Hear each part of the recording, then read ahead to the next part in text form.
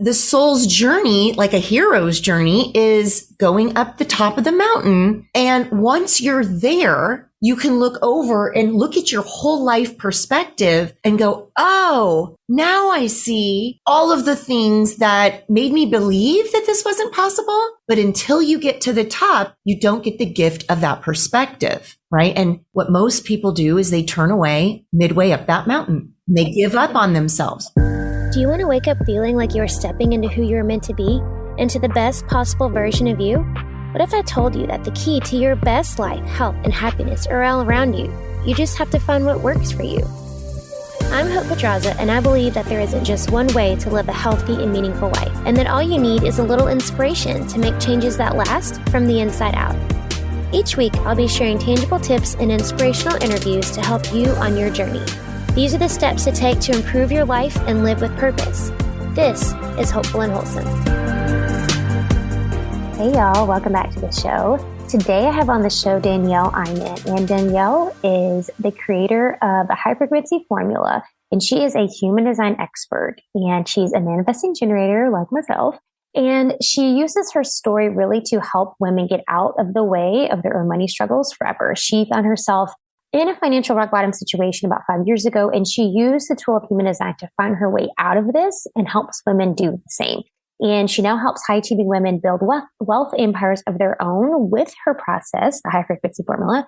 And we are talking today really about so many things. What started out as a conversation about money and just kind of the connection between human design and money and success turned into a whole conversation about just all things really just life and energy and using human design and integrate human design into all of that, and how to work with your energy type, how to work with your energy type with money and with the energy of money, how to work with your energy type just in terms of like living in alignment. So such a good episode. I highly suggest that if you haven't listened to my previous episodes on human design, if you don't know what it is, there's 3 other episodes at this point that you can go back and listen to kind of get the basics of what it is. And while you don't necessarily have to have that before listening to this episode, it does help kind of all of it tie in together, and you'll be able to more easily integrate it into your own life. So I suggest you listen to that first. This is such a good episode, just being able to implement it in your own way with your human design type and really understand how it applies to you and how it applies to your success and your prosperity and just the legacy that you're building for you and your family. So I love this talk with Danielle. I'm so excited to bring it to y'all, and let's jump in. All right, y'all, let's jump in. I'm here with Danielle. And as you know, everybody listening, I am obsessed with human design, and I probably talk about it like a super obnoxious amount. But I'm excited to have Danielle on because, you know, we've talked a little bit about human design on the show, just kind of in general. I've talked a little bit about tying it to wellness. And I love Danielle's take on it because she really focuses on like the wealth part of it and like the money mastery part of it and the success part of it and using that and tying that together also with your health. So this is a really fun conversation. So thank you so much for joining me today, Danielle.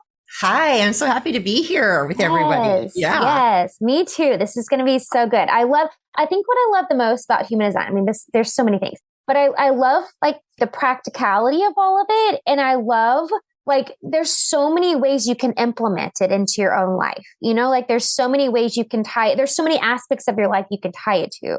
So where did you kind of get started with kind of tying this, you know, your love of human design to like this financial piece? Well, it started when I was really unhealthy. Interestingly enough. I was really sick, right? I mean, mind, body, and soul sick, but I was just at a place in my life where I call it a rock bottom. Like I was down in the dumps. I was like, everything I have tried has not worked. In fact, it got me here. So I'm going to stop trying to do it my way, and I'm going to start doing it in alignment with my design. And I had heard about human design through Lacey Phillips' podcast and was like, okay, what is that little thing she keeps talking about? I feel like the universe is trying to tell me something. And so I just went down my rabbit hole and figured it all out. And it began with really learning to take care of me, right? Looking at myself as a divine order of God. I'm coming in to learn how to treat myself, my body, my mind, my soul as if it is divine. And I hadn't been doing that. Yeah. Right. Yeah. So then after learning that health piece and really uncovering what really makes me work, right? It wasn't the bottle of wine every night. That was not helping. And it wasn't even, I know we talked about this, but it's not even the cardio that I found myself doing all the time. I was like addicted to this cardio thing. And I thought that was health, right? I thought my ego told me a bunch of stuff about what health was. And my authority was like, here's what it really looks like, right? And part of being healthy was, of course, after all of the Danielle got out of the way bullshit and started living healthy, the money came, right? And part of being wealth energy is what I term wealth energy is being okay to receive a lot of money for living here and going through what we go through here. I love that. And I feel like I feel like a lot of people have that story. And, I think mine, when I found human design, I feel like there was like a lot of similarities to what you're saying. Cause I think that like you're saying, like I thought I was healthy. I thought I was taking care of myself, but there was a lot of pieces that I was leaving out because it was inconvenient or, I didn't want to focus on, I was more of like the physical part, right? And the mind and soul part was like, well, I'll just deal with that later kind of thing. And I think that makes such a huge difference when you are able to look at, well, first of all, look at your health from that like holistic lens. Like, okay, you cannot separate the mind, body, the soul, right? Like they're one and the same. Right. And then using that lens of human design, like you're saying, like actually living, within those, I don't want to say parameters, but just live the way you were designed, like live according to your design. Yeah. That's it. Yeah. I know what you mean. Cause you don't want to say it's like within boundaries. Right, you don't want to say that because a lot of it's like, well, you should be this type or that type. And what I found was I just felt better when I listened to my authority, when I allowed my authority to make the decisions about what to put in my mouth and what exercise to do and what doctor to go see, which led me into acupuncture and gut health, truly gut health, because your microbiome in the intestine, all of that is the access to your authority. And when you clear that up, the inflammation in there, you get access to a world of the unseen. You get access to the world of your authority. Now, I say, when you access your authority, you open a direct connection to your higher self. And that's how that's how I learned to just love to operate my life, was having that connection established. Yeah. 100%. Well, and I think that's why you can look at human design from so many perspectives, but I feel like that's why, getting a little bit deeper than surface level in human design is so crucial, because when you're able to understand like the energy centers and understand, the correlation to different parts of the body, it does manifest itself physically when you have, when you aren't living in alignment, when you have blocks in these different centers, like it does show up physically in the body. Yeah. Your body is your antenna.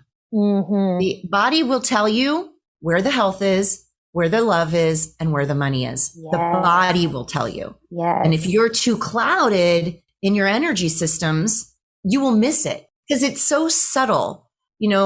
Divine talks to us in a very subtle energetic frequency. It doesn't overtake our will. We have free will here. It doesn't overtake the ego. It's not here to battle anything. It's just, hey, here I am. I'm going to just throw you these little ideas, inspirations.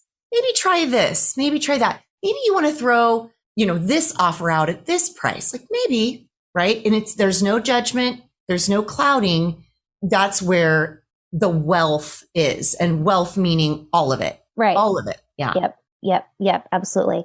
And speaking of money, because I wanted to really hone in on that piece too, because I think like you're saying, it's, and really and truly, it is, you can't really separate it. Like abundance is abundance, right? In every aspect of your life. But I specifically, just because we have been honing on this a lot with, looking at it through human design, when we're looking at, the energy of money, and, it's going to be different for everybody, but can you speak a little bit about like how each of us, I guess, let's look at it from like energy types, right? Like how we are designed to work with the energy of money based on our energy type. Oh, I love this question.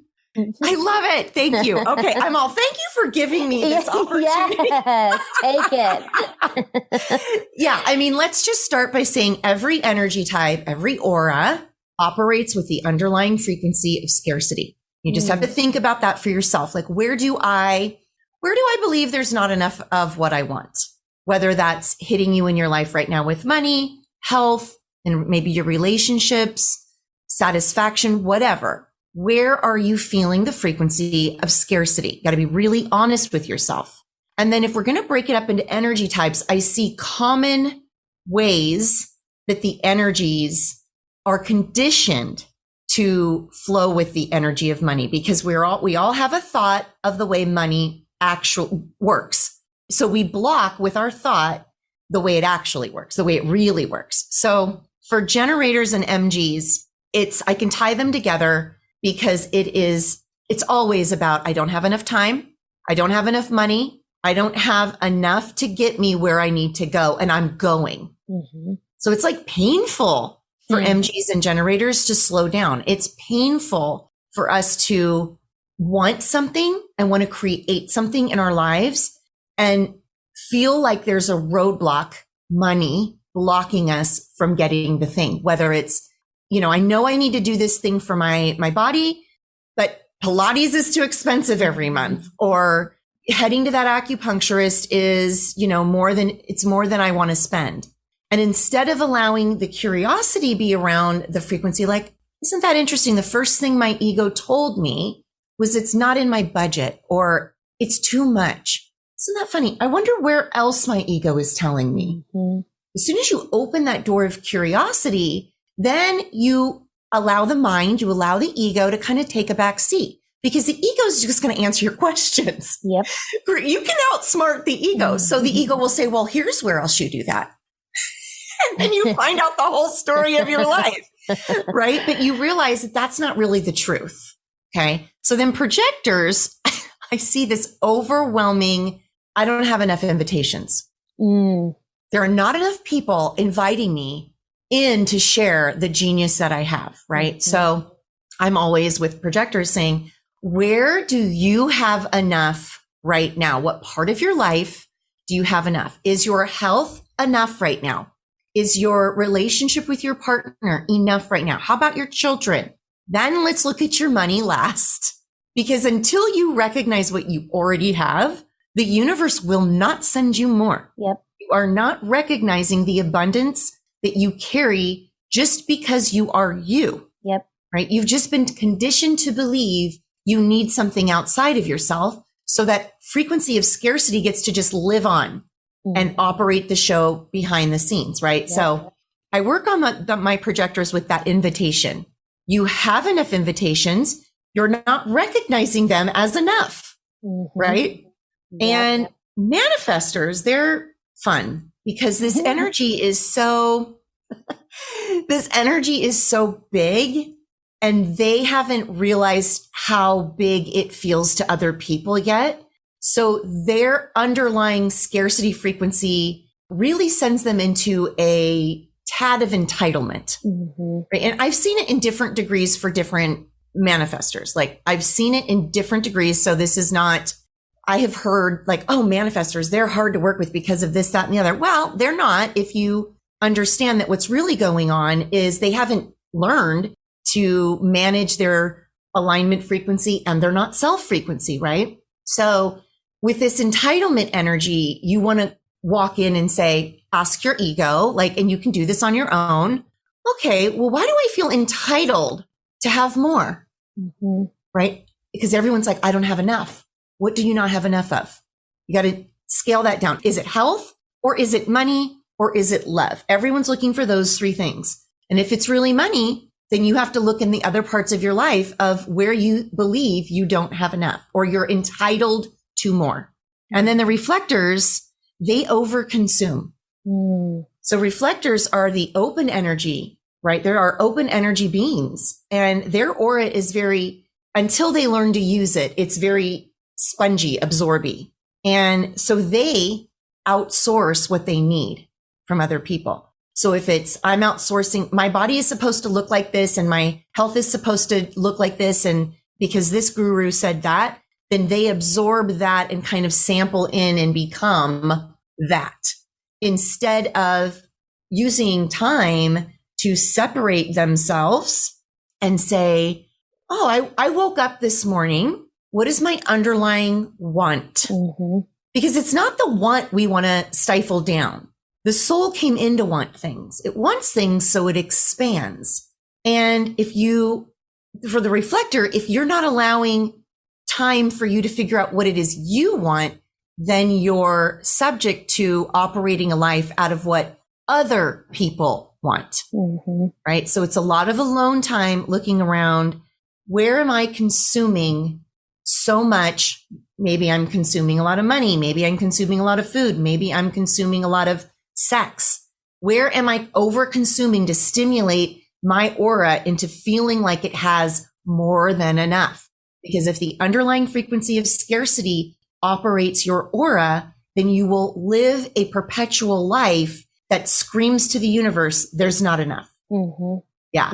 Yep. Yeah. So with that mindset of scarcity, like in your experience, where do we see that show up in the body? Like, are there physical signs, I guess, that we're living in this like kind of scarcity mindset like you're talking about? Yes. Yeah. Well, it does start with inflammation. We will start there. You could have the best diet, the best exercise routine. You could be on all the supplements and you will just feel overall puffy. Yep. Right. You'll look at yourself in pictures and you'll be like, that doesn't look like I feel. Like I feel like I should look better in that picture and I don't. Right. Because think about inflammation. It's your body's way of holding on. Yep. So your body's holding on because the underlying frequency is there's not enough. And if I let this go, I won't have enough. Right. You determine what enough is for you, but think about that. Right. Yeah. Yep. Yeah, for sure. Well, and once the I talk about this live. Everybody hears me talk about this all the time. But once the inflammation starts, it's just like this cascade of effects from there. Like everything else starts dysfunction. So I think just starting there and saying like, hey, this is how it's going to show up is with inflammation. Like that's enough to be like, okay, like how many other things are going to start malfunctioning now that my body is inflamed from holding on to this. And I like that visual that you said of like inflammation is like the body holding on to stuff. I mean, that's because that's exactly what we're doing. Like we're holding on to those scarcity mindset. Like that sits heavy. I always feel like that too, that it's like a heaviness that your body feels when you're in that scarcity mindset. And when you're, feeling that not self theme, it's just heavy.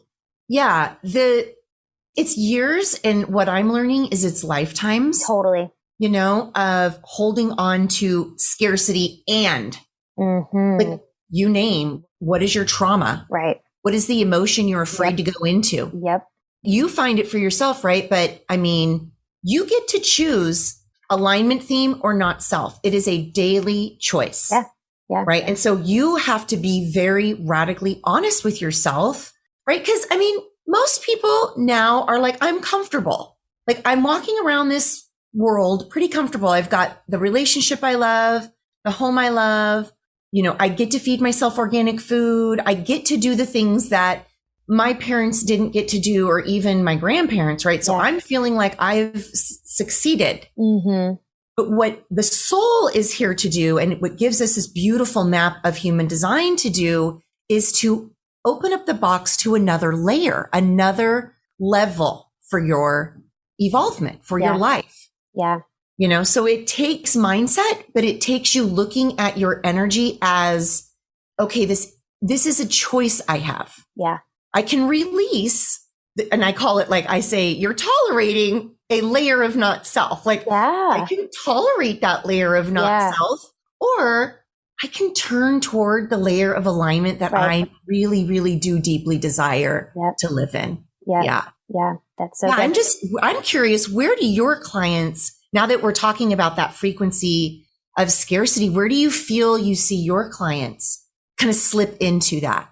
Yeah, I think, most of mine are coming, all of them really are coming with chronic issues, right? And for a lot of them, I am like, I like this because I heard if you know who Dr. Mark Hyman is, he says this before, he calls himself the resort doctor because he's the last resort. I feel like it's the same thing. I'm like, they're like, I've tried everything. I've been to all the doctors. I've tried all the diets. Like, just tell me what to do. You're my last resort kind of thing. And I feel like that. So when they come to me, a lot of times the scarcity part shows up in terms of their view of like healing, right? Like it's like they're now, because they've dealt with this for so long, it's like their identity is their, their symptoms or their diagnosis or whatever. Like it's part of their identity. And so they can't see a way out. So it's this scarcity mindset shows up. I'll get messages from them. And a lot of times that, they need to vent, and I get it because, the healing path is never linear. So there's days where they feel like crap and then they feel better. And then a couple days, so it's going to be up and down. But, I get some messages sometimes from them and it's like,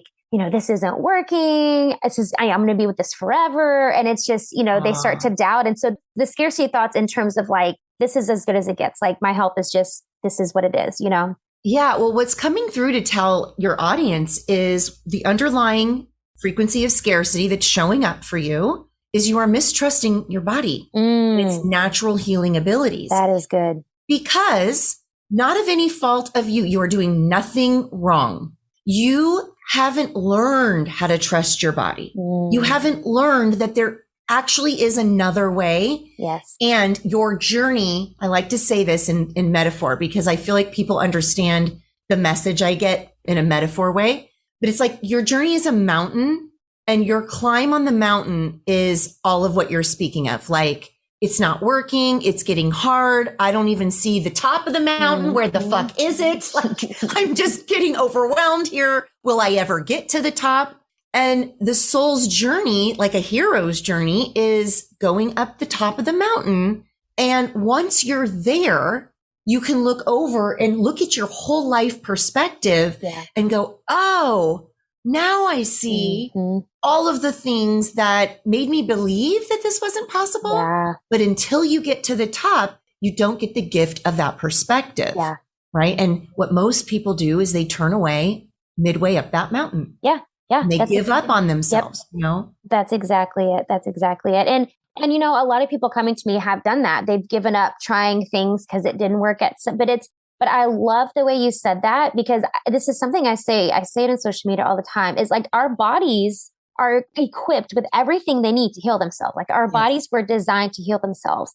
It's just through these layers of inflammation and all these things that things are just blocking. It's our body's innate ability to do that. So I love that, what you said. They really are designed to heal itself. And so, there's that inability to trust our bodies to do what it's supposed to do. You hit the nail on the head. Yeah. I mean, you had a part of, in order for you to get where you are, Hope, right? You're now able to serve other people. You had to get to the point in your journey on the mountain where you were like, okay, I can help somebody else. Like it's no longer, I get it now. I trust my body. I know it will tell me what I need to do for it. Now I'm ready to help somebody else. Yeah. For sure. Well, and like you're saying, I mean, it's being able to have that perspective and look back and be like, oh, okay, like this is why the journey was as tumultuous as it was, right? I mean, it's all part of the plan, but that's why that rock was there. Totally. And then that rock was there. And then look at what happened. A doctor came from out of nowhere, or a healer like Hope came from out of nowhere and helped me get up the next step of the mountain. That's how it works. But all of this is the unseen. Yeah. And we're just conditioned to believe what we see or hear, feel, touch, instead of trusting that our soul, our higher self, is literally on that mountain with us saying, let's keep going. Yes. Don't get distracted by the rock. Let's go. Yep. Yes, there's a snake there, but you're good, Yes, absolutely. Well, and I know you talk about this too, and I kind of wanted to touch on this, and this talking about healing is you talk a lot about like healing the feminine, right? And so I wanted to speak to that a little bit and what that means and what that looks like for people. Yes. I mean, so for my own journey, I am an MG, right? Thanks. So I'm a fiery MG. I've got my defined will and I've got this sacral energy. So before I knew how to use all of it, I was busting through life like everybody better keep up with me, right? But what I learned was that was a masculine use of my energy, right? And I was conditioned to use my energy in a masculine way. And that is why my life wasn't working out. The universe was like, all right, let's shut down her income. Let's shut down her health. Let's shut down her relationships so that she finally gets what I'm trying to give her. And what I realized in my journey of falling in love with money, because I have the money line And when I found out that I had the money line, I was like, okay, what does this mean? And what it means is to learn a relationship with the masculine as feminine. Okay, so let me explain that, because I know that it's the way I see masculine and feminine energy getting talked about in the circles is that there's this rise of the feminine. It's time for the feminine to like stand out. Yeah. And that feels masculine, feminine to me. Yeah. Yeah. I agree. Yeah. Yeah. You see it everywhere. So it's like, wait a minute, what really is feminine? Right.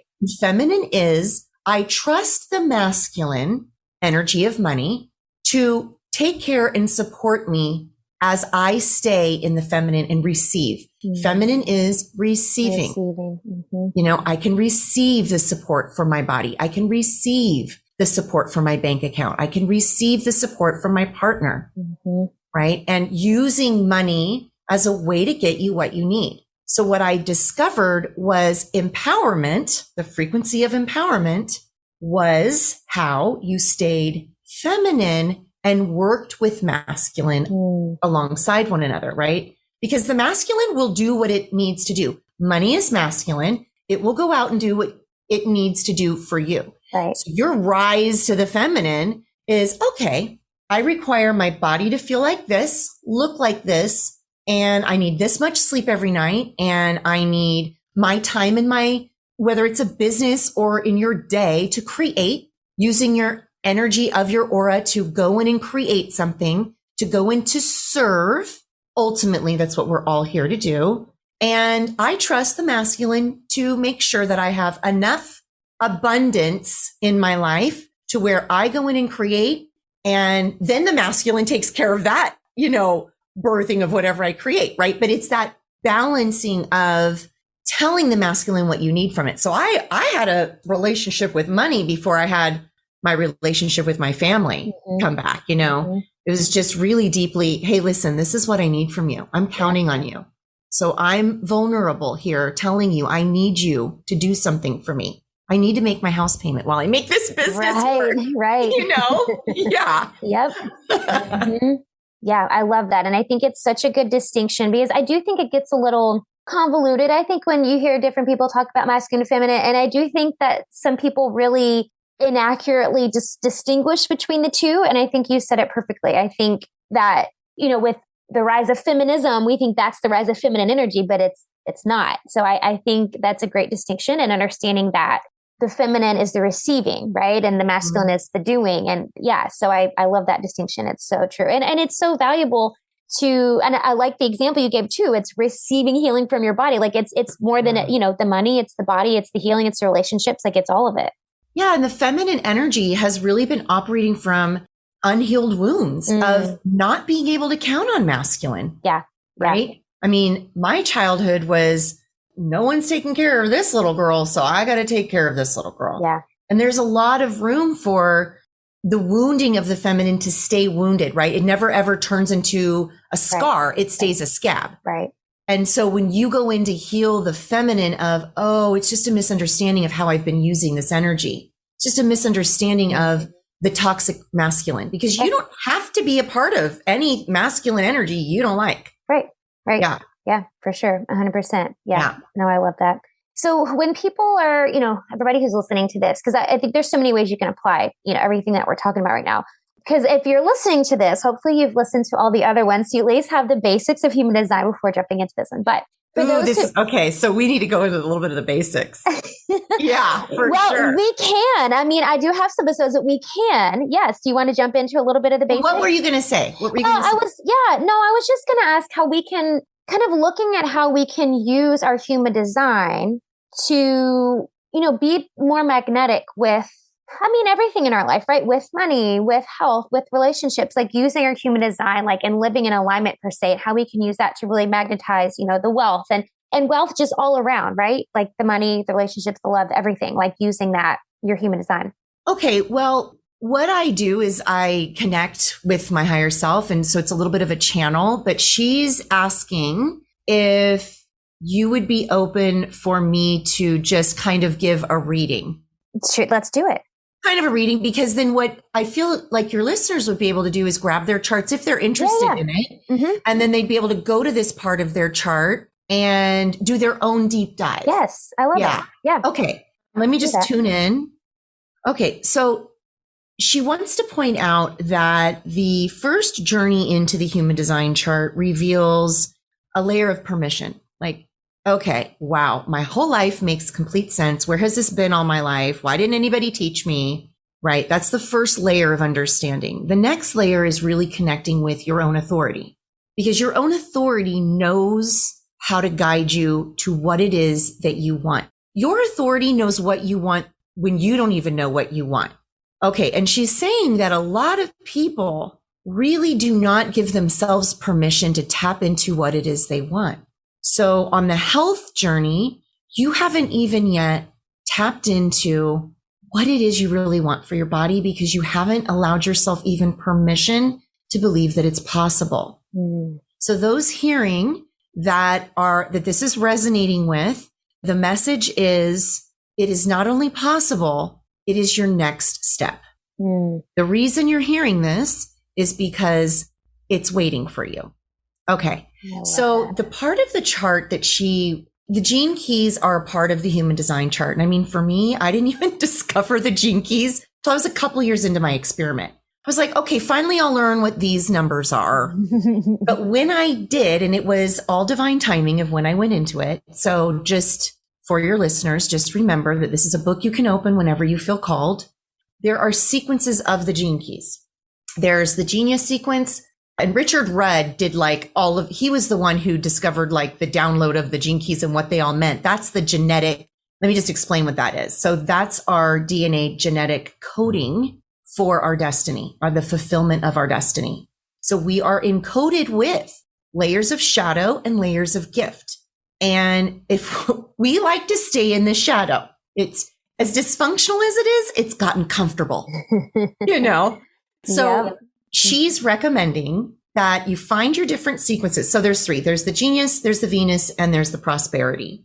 Now, wherever you're feeling the most down in the dumps, rock bottom right now in your life, like no hope, ask your authority, ask your higher self, which sequence is the one that you need to start with.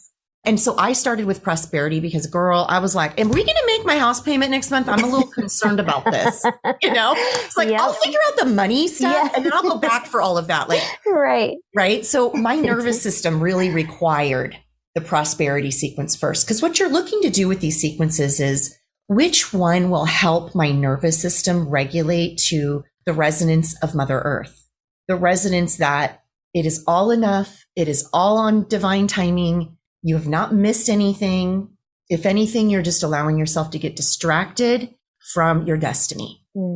So I feel like that would be a good place for them to figure out their next step for themselves, because that's quite a journey. Have you done any work into the gene keys yet? A little bit. Yeah, I have actually had another girl I'd interviewed. She kind of went through my gene keys a little, and that was, I've looked at it, but she kind of explained things a little better. So I'm not an expert on it, but it is completely fascinating. Yeah. It explains a lot about why you got why you are where you are. Yes. And then what is actually trying to transmute out of you. Yep. It's so beautiful. I love it. I love it. I love that. Thank you for that. That was amazing. And I think that was such a good picture for everybody, and how to kind of put this into practice. So that was great. Yeah. I love that. Yeah. Regardless of your design and your expertise on human design and the gene keys, I like to tell everybody, and I probably will kick myself for doing this, but I was a nurse for 24 years, and you had to have all the certificates, all the classes, all the education in order to say you were something. And so I like to say, make yourself the expert. That's right. Certify yourself. What are you certifying yourself in when you look at this golden map of opportunity for you, right? Yes. And then find your own frequency of empowerment, right? What does that even mean for you? Does that mean that you need to step up your boundaries? Does that mean, for the manifestors, does that mean you have to tone down the entitlement because of how it feels to other people? You just have to get curious and go, what does empowerment look like to me? Mm-hmm. Always being aware where you're allowing toxic masculinity to define a frequency of power for you. Yeah. Well, and I think it goes back to, I think you asked me this when I was on your podcast, like what the most important part or what you think is the most important part of your chart. And you kind of alluded a little bit earlier, but you were talking about your not self theme and, living in alignment and all that. But I really and truly, I still, even though there's so many fascinating parts of your chart, but I really do feel like the not self theme really is, and this is my opinion, but I feel like that is the most important piece, because I think, like you're saying, this is when, like, that's the part you reflect on, right? If you're feeling the resistance, if you're feeling the scarcity, all that come up, like you're feeling that not self theme. So where are you out of alignment? Right? That's where it comes up, and being able to go back to that piece. Yeah. I mean, I love that you said that in my podcast, because you know how people just look past things like that. Like, right. They're going down the YouTube rabbit hole and the Google rabbit hole, and they're like, okay, and then they're missing, wait a minute. None of it works if you're not in the self-theme. Yes. None of it works. Mm-hmm. Yeah. Mm-hmm. Yeah. And you said it earlier, I think in our time here was, okay, wait, hang on. She's saying something. Yeah. You said it earlier in our time here that the self theme is we want to stay there. Did you say this or did I say it? Sometimes I'm like, who said it? Was it you? Was it me? Was it about being like comfortable, right? Was that what you were saying? Comfortable in the self theme versus the not self, because we get comfortable in layers of not self. So the manifestor, and they will never admit this, but it's like they get comfortable in a layer of anger. Mm-hmm. Because for the not self has worked for you to get you where you are. Right. You're an MG, right? So that layer of that little bit of anger and frustration has worked for you to get you where you are. Now the goal is, what happens if I release that altogether? Exactly. Yes. I was just having a call earlier with a girl I've done some work with, and she does like inner voice sessions and all this stuff. And we were talking about that because, and that's me to a T. I will tell you that, hand to God, like it's, like working, like I feel like I had to have that frustration and impatience, like, this is what I'm working against. Like it was required, and then we were having a conversation earlier where she was saying that, like, what does it look like being able to like accomplish everything you want to accomplish, like without that piece? Like maybe it doesn't have to be hard. Maybe you don't have to be frustrated and impatient, that is a huge perspective shift, because we do attach ourselves to that. Like you're saying, that those layers of not self, we attach ourselves to that, and our nervous system feels comfortable there, and we don't know how to operate without feeling like that. Like it does. It's like scary. Like, oh, wait, I need the challenge. I need the hard. Like, no. Yeah. And when you start to look at your life in that way, instead of, because the brain likes to go to all or nothing. Yep. Like I'm all the way satisfied or I'm all the way frustrated. Exactly. Mm-hmm. So it's like, okay, what is frustrating right now? For me, the funny thing about my not self is because I've done so much inner work, the not self will show up. It'll be the stupidest thing. Like I can't open my bottle or something. And I'm like, this anger just comes. I'm like, whoa, hold up. Yep. Because of the relationship I have with my higher self now, it's just the authority is how can we push her to evolve through that not self even more? So look at your not self as a beautiful red flag. Like, oh, here I go again. Mm-hmm. Like I get excited when the not self shows up. Well, sometimes I'm like, my kids will have to be like, okay, that not self. That's great. Can we tone down the not self? But I always go, okay, let me take this into a contemplation session, or let me take this to my journal. Yeah. And it's not about like, I'm going to dissect this, because you know how when we're really into personal development and really figuring ourselves out, we think it has to take like every morning I journal for 20 minutes. And this is my meditation and centering practice. And yes, that's good. Like I want to just say off the bat, for those of you who do not have that practice, that is your training real practice to get to where you just access it on demand, right? You can just access it through the day. You just know you're connected when you feet hit the ground in the morning and you're off running. There you go for all your gens and MGs that worry about the time it's going to take to actually connect, right? But once you do, then you you're questioning, then you're allowing the not self to teach you something. Right. Yep. And that's huge. I think that's one of the biggest takeaways right there. If y'all didn't miss what she said, like allowing that your not self thing to teach you something. And that's it. It's just being able to tune in and, like you're saying, connect, right? Connect with your higher self and being able to figure out, like, where is the frustration coming from? Like, what lesson is here right now that I can glean from feeling my not self thing? Like, it's all about figuring out the lessons and knowing what shifts have to happen. Yeah. Yeah. I love that. Yeah. So I have a question that I like to finish with, but I love this conversation so much. And I know everybody listening is going to want to know more because they're like me and I just can't stop learning about human design and all of this. I just love it. So where can they find out more about you and everything that you do? And for those who are listening who are business owners and want to kind of work through that part of it with you, where can they find out more about you? Yeah, well, I think the best place to go is on Instagram, and I'm at the Wealth Code Coach. Perfect. So I'm over there. I update my link tree all the time, so you can find out what's going on in the brand over there. I have a podcast that I love to pour value into, and that's Wealthy and Aligned by Human Design. And I gave you all my links, so I'm sure they'll be in the show notes. And I think I help people with high frequency. So we look at your design and say, this is what your destiny is and where are you? Mm-hmm. Yeah. I love it. I love it.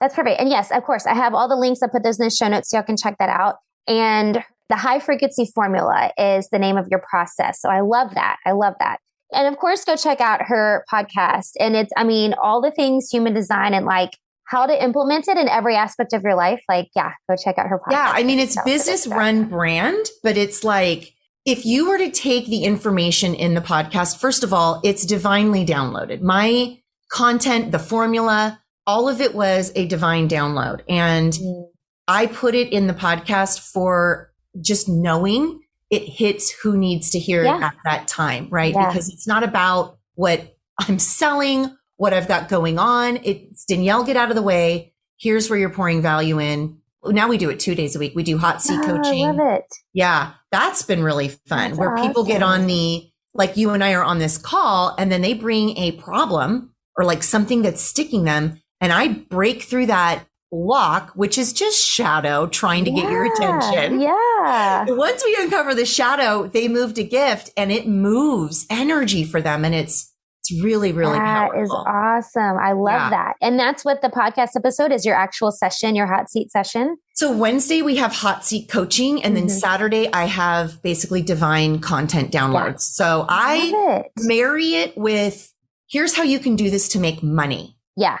Right? Because everybody fucking wants more money. Here's how you can do this to make more money. But what we noticed, there was kind of a gap in the human design world where nobody was coaching with this information and putting it online for someone to see. And my son is my manager. Like my whole family came back into my brand. I love it. It's an amazing story. It is amazing. But he opened up YouTube and I was like, well, I don't care if we have any more. I don't like social media. Yeah. I feel you. So like personally, I'm like, I have somebody do that for me and I will answer my DMs and stuff. But YouTube is where we're getting a lot of feedback of thank you for showing me how it actually works for me. So I like to use the coaching as like, if you are this design or if you are this profile type, this might help you in some way. I love it. That's perfect. Again, like I was saying at the beginning, like it's all about practicality, like using it in practical ways and applying it to different aspects of your life. So, that's the most helpful content is you creating that, letting people like apply it to their own life. So I love it. That's good. I love it. Yeah. Very cool. Okay. So the last question I want to ask you, one that I like to ask everyone as we finish, what do you think is the most important thing you can do to live with purpose? Connect with your authority.